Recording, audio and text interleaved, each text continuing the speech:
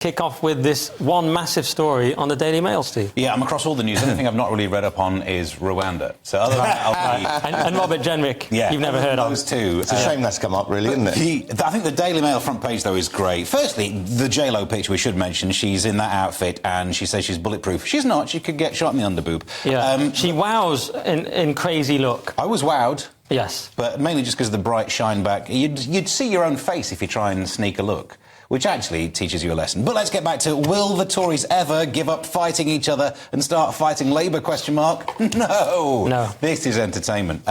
So we've got Robert Jenrick, who's resigned as Immigration Minister. They call it a huge blow to Sunak. I mean, it is, just to try and get us all on the same page just before we actually have to go through the leadership contest. And I've already still got the T-shirt from the last time. So this new bill, this Rwanda, it was declared safe, because that's what you can do now. You just declare a place safe through a bill. They should do that with London and sort out all the knife crime. Yesterday on this show, we heard that the centrist Tories might rebel if they were too much against human rights. Then the right side of the Tories rebel, they're not against human rights enough. Home Secretary James Cleverly, the man who said, well, this Rwanda bill is not the be-all and end-all, is really bigging up how important this is now. And the upshot is the immigration bill managed to cost us an immigration minister.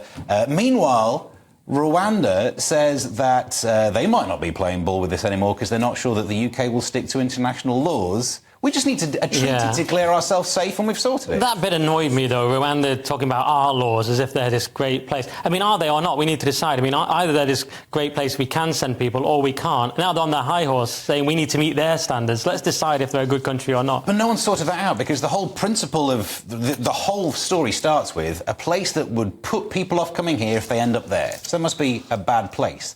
But the argument that it's a bad place is met with, oh, how dare you say that about Rwanda? You're the racist. It's a great place. So even this whole thing is built on a foundation of not making sense. OK, well, let's just go through some of the things Jenrick said in his resignation letter. He said he had such strong disagreements with the direction of the government's policy on immigration. That was in his tweet or X post. And then within the letter itself, he called for the strongest possible piece of emergency legislation. He's saying small boats is an emergency and needs to be treated as such. And he wants a major new deterrent. And he doesn't want to be yet another politician failing to keep immigration promises. So there was some integrity there. Kerry, what do you think to this whole thing? What do I think of this whole thing? Well, I'm going to rush through this because I want us to get to the next story, which is exactly the same. OK. And then the next story after that, which is more of it, because this is obviously this is the new Brexit, isn't it? That's going to bring down politician after politician. You can be pretty sure of that. And we're hearing of an electoral oblivion that's coming. And really, the government's constantly trying to wave this magic Rwanda, as I call it. Nice. Thank you very much. And you came with a joke. And it's really a case of whether it's the Rwanda plan or whether it's the other plan, which of course no one knows what that is because no one said any other plan at all other than Rwanda at the moment, which that they're trying to push through.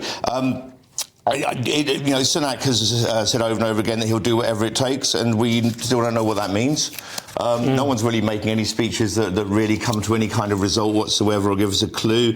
The new idea is that they'll push through with Rwanda, but people have the right to a legal challenge and then to contest, to appeal against the challenge if it goes against them, which is going to work out more expensive than any other plan we had in the first place anyway, although it might be more courtrooms and more jobs, which will bring in more people to do. So that's a positive spin, yeah. And one of Jenrick's claims was that though Sunak has come to agree with him in private conversations, this bill won't go through, it doesn't go far enough. It's an indication of hope over experience, he said in the letter. Yeah. Well, the cynical side of me thinks this whole thing was about pulling focus and being a distraction by not managing to stop the boats. But you can pull focus onto Rwanda, and how dare you say that? And lefty lawyers are trying to stop it. We sit here talking about Rwanda, where actually the issue is boats making its way across a very different bit of water. The bit that was really shocking today was that apparently in this deal that's been struck, that's cost us even more money, if anyone in Rwanda commits a crime, they can be deported back to the UK. So this is our way to filter out just criminals. Yeah, we have to agree to take people from Rwanda, so the whole thing is a joke. I know.